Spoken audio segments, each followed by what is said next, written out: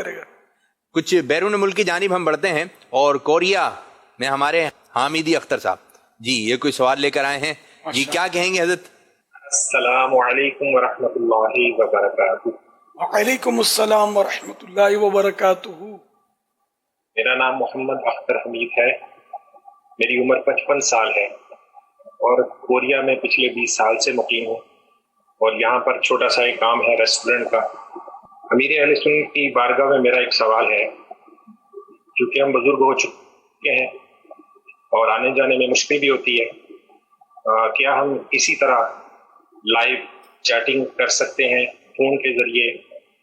آج کل دور ہے، چونکہ اسمارٹ دور ہے، بزرگ دوستوں سے ملنے کی ملاقات کا ٹائم جو ہے مجھے بڑی مشکل سے ملتا ہے، اور اسی طرح ہم ایک دوسرے کے ساتھ لائیو بات کر سکتے ہیں. اس حوالے سے ہماری رہنمائی فرمائیں. آج کل نوجوانوں میں فیس بک بھی ہے اور بہت سارے میڈیا کے چینلز چل رہے ہیں، ایپس چل رہی ہیں. اس حوالے سے ان کو استعمال کرنا، کیونکہ جب استعمال کرتے ہیں تو میڈیا میں بہت ساری قسم کی چیزیں بھی اویلیبل ہوتی ہیں، تو اس کو استعمال کرنا ہمارے لیے اچھا ہے.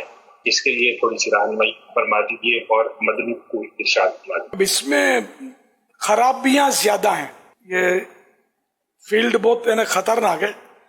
کام یہ کہ جیسے دعوت اسلامی کے پاس بھی اپنے پیجز ہیں، ان کے بھی کلپ چلتے ہیں، ان کے بھی سلسلے دیکھے جاتے ہیں، ہزاروں مطلب سلسلے اس میں مل سکتے ہیں. تو انہی کو دیکھنا چاہیے.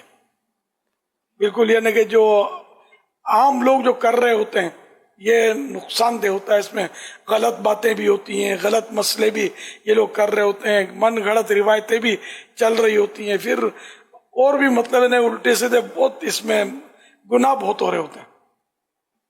بچا کر آدمی چلے.